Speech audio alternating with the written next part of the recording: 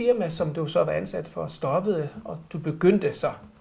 Men der havde du så noget erfaring fra, hvordan man skal momsregistreres og sådan. Ja. Og så havde du så en mand til at hjælpe dig med den danske lovgivning, for det kan vel være svært, når man kommer fra Letland og skal begynde noget i Danmark. Jeg synes, det er jo fint. Det er bra af dig, at du har gjort det. Ja, det er en virkelig stor hjælp, jeg har fået fra manden.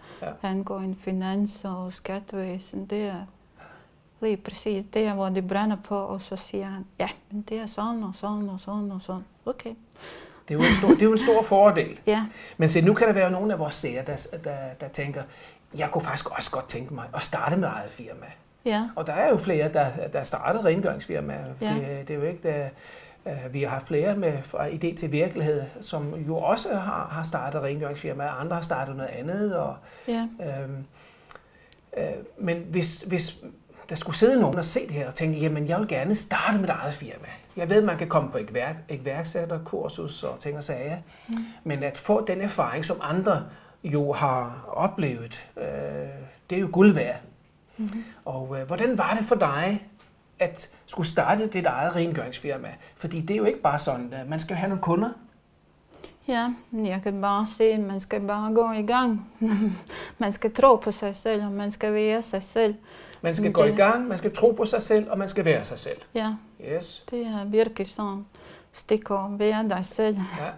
Og så går det, men i begyndelsen er det ikke fedt, fordi man skal virkelig tænke sig godt om at få et overliv, og det er mange ting, man skal tage hensyn til. Hvor jeg også var virkelig tæt på at knække halsen, da jeg fik ansat. Og jeg havde aldrig tænkt på, at det er så store medarbejderomkostninger, så vores indtægt gik ikke sådan, men ned. Det var omkostningstungt at have nogle ansatte, naturligvis, ja. Og det krævede, at du skulle ud og have nogle flere kunder. Så nej, det var kun én vej, det er at gå til kunder og sige sådan og sådan. Vi blev nødt til at hæve vores priser, og jeg var virkelig sådan, nej, nu går det galt, men det var kun 2 kunder, vi tabte på den måde, så resten troede på os, eller på mig. Så da du startede ud, så startede du med for lave priser i forhold til, hvad du havde af omkostninger? Ja. Jeg havde ikke regnet med på. Jeg tror, det er vel den fælde, mange løber ind i, når de skal starte, at de er bange for at tage den pris, som det i grund koster. Ja. Netop fordi man er bange for at ikke få nogen kunder. Ja. Og så hæver man så prisen bagefter sådan langsomt. Det er så også det, du gjorde, eller det var måske mere bræt? Det var ikke bræt. Vi annoncerer i enormt god tid, at kunden får lov til at tænke sig om og sige sådan og sådan. Men var du selv ude og erhverve kunder? Ja, og vi bruger markedsføring meget bestemt. Når du siger vi, er det så dig og din mand? Hjælper din mand dig med at erhverve kunder? Ikke erhverve kunder, nej. Vi får mange kunder gennem lokalavis, og får vi også fra kommunen, og får vi virksomheder, som skriver til os gennem vores hjemmeside, så det er en bestemt politik, jeg har. Ja. Jeg har forsøgt at gå ud, men det er for stor sælgearbejde. Jeg tror ikke, jeg er så dygtig til det. Okay. Så det er primært ved at reklamere i blade og sådan, og på hjemmesiden. Yes. Og du har en hjemmeside også, hvor man kan læse om dig og hvad du laver. Ja. Og det kan jo da også være, at jeg kan lige få den på skærmen her, så at hvis der skulle være nogen, der er interesseret i at læse på den hjemmeside. Ja. Men du opnår altså at få et vist kundeunderlag til at kunne starte det firma. Ja. Og det næste er jo så, kan du så præstere? Kan man præstere? Ikke? Også det er jo det næste. Mange har jo en idé, men man skal også kunne præstere og blive ved med at præstere. Ja. Og det har du ikke haft nogle problemer med. Altså, jeg tænker jo på, når man har en CAN-FIL-uddannelse og skal have rengøringsarbejde, det er jo en helt anden slags arbejde.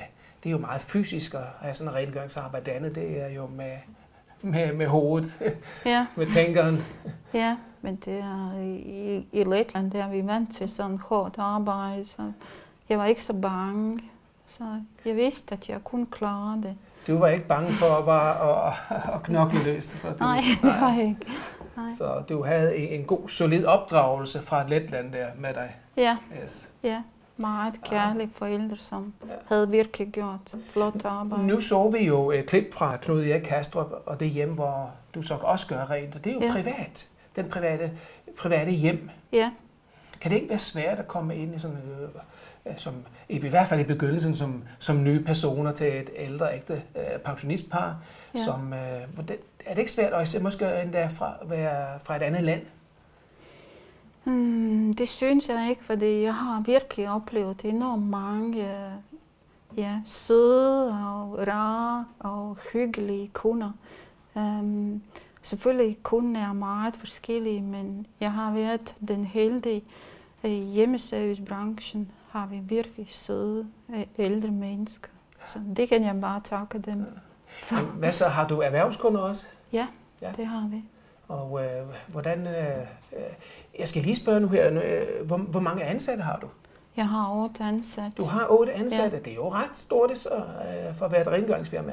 Ja, der er lang vej til ISS, det er jeg godt klar over. Ja. Men jeg tænker på, at man har startet et firma, man kommer fra Letland, man flytter til Danmark og starter et firma, og i dag har du 8 ansatte. Det synes jeg, det er ganske flot. Tak. Ja. Ja. Men når du har erhvervskunder, jamen, hvordan er du blevet modtaget der? Erhvervskunder forventer, at min motto er den, at jeg holder, hvad jeg lover, og også meget høj kvalitet. Og det er, som mange af vores kunder siger, at du er ikke bange, gå ud og simpelthen gøre sådan og tjekke det, hvordan det er gjort. Og jeg ved godt, hvordan det skal gøres. Når jeg giver et tilbud, så er jeg også god til at vurdere, tror jeg, nogle gange. Og så lytter enormt meget til kundens ønsker. Så det er... Nu skal du bare høre her, Andrea. Vi har faktisk været ude hos en af dine erhvervskunder og stukket en finger i jorden for at se, og høre, hvordan du og dit firma er blevet modtaget ude på erhvervssektoren. Og her er vi ude hos Modul Retail Solutions her i Silkeborg, og det er Britta Sørensen, der fortæller lidt om dig. Så prøv at sende med her, men bagefter det her klip, så tror jeg, vi vil invitere en af dine medarbejdere. Så skal vi lige høre lidt fra en af dine medarbejdere, som jo vi vil spørge lidt om, hvordan det er at arbejde under dig som leder. Ja.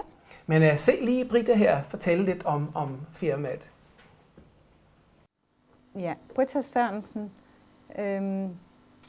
Jeg arbejder i design- og indretningsfirmaet Modul Retail Solutions, som ligger i Silkeborg.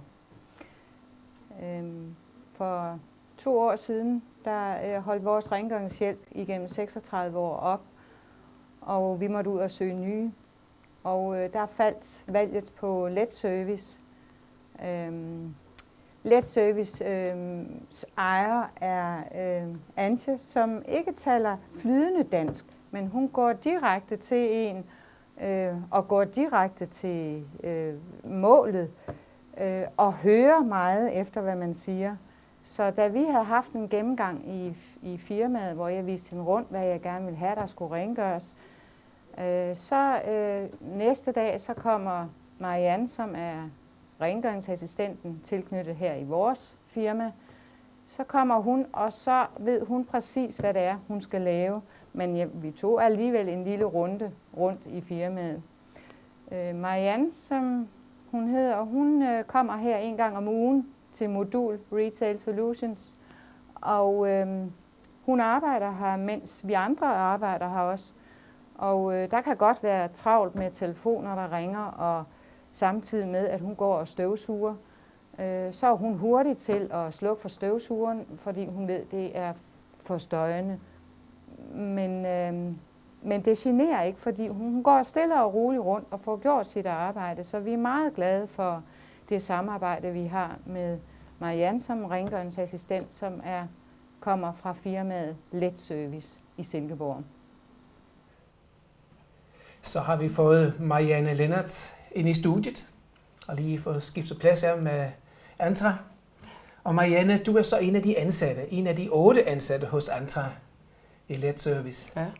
Hvordan er det at have Andrea som chef? Det er udmærket. Det er jeg været glad for, for jeg har haft flere forskellige jobs, og andre også, altså rengøringsselskaber.